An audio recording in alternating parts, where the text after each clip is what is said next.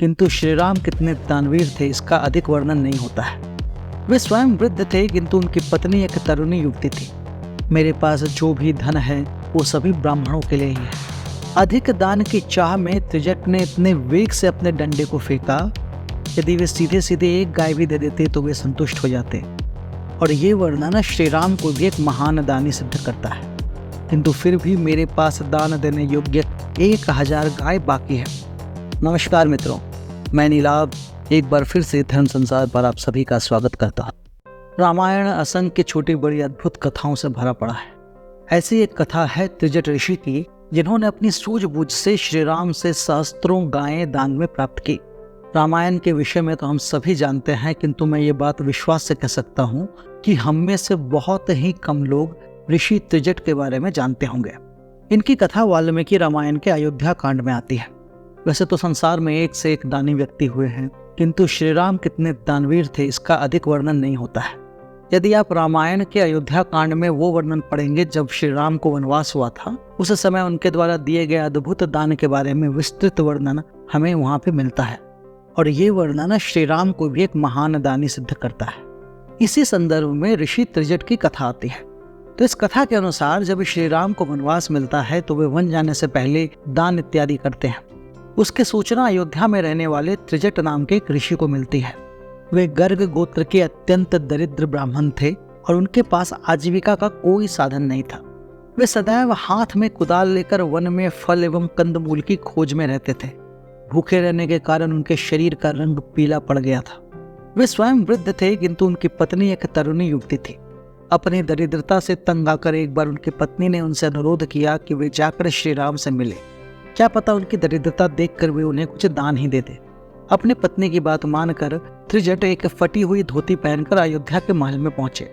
वहां जब वे श्री राम से मिलने पहुंचे तो उन्हें पता चला कि वे सभी को कुछ न कुछ दान दे रहे हैं। तब वे श्री राम से मिले और उन्होंने उनसे कहा कि हे महारथी राजकुमार, मैं गर्ग गोत्रीय ब्राह्मण त्रिजट हूँ।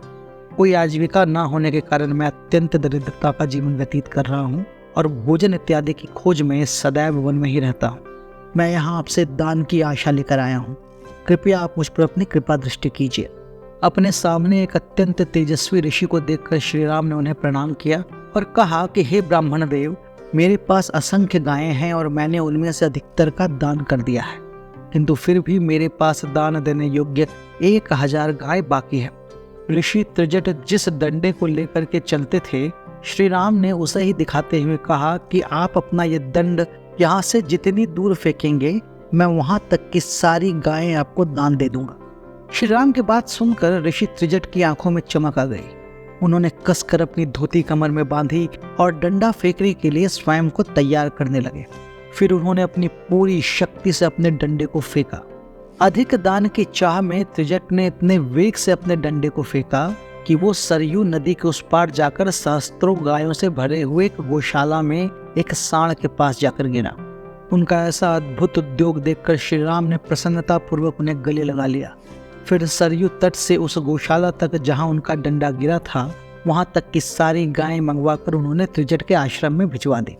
इतना विशाल गोधन पाकर त्रिजट को अत्यंत हर्ष हुआ, किंतु उन्हें एक शंका थी कि श्री राम ने उन्हें दंड फेंकने को क्यों कहा।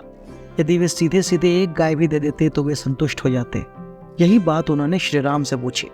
तब श्री राम ने त्रिजट ऋषि को सांत्वना देते हुए कहा कि हे महात्मन, मैंने आपके साथ ऐसा विनोद किया ये समझकर बुरा मत मानिए। आप में ये जो दुर्लभ तेज है, इसे जानने और संसार को दिखाने हेतु ही मैंने आपको अपने दंड को फेंकने के लिए कहा था।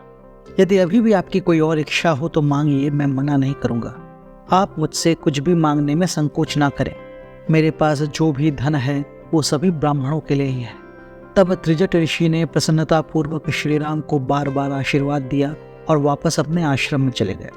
इस प्रकार श्री राम ने न केवल एक उपयुक्त पात्र को आवश्यकता से अधिक दान दिया, बल्कि समस्त संसार को उनके उस तेज से परिचित करवाया जिसके वे अधिकारी थे। और ऐसा इसलिए ताकि भविष्य में उन्हें कभी धन और साधन की कमी ना हो। वाल्मीकि रामायण में श्री राम के दान के विषय में बहुत बड़ा और अद्भुत वर्णन दिया गया है, जिसे हम किसी और वीडियो में विस्तार पूर्वक बताएंगे। यदि ये वीडियो आपको अच्छा लगा हो तो इसे लाइक कीजिए, शेयर कीजिए और हमारे चैनल को सब्सक्राइब कीजिए। जय श्री राम।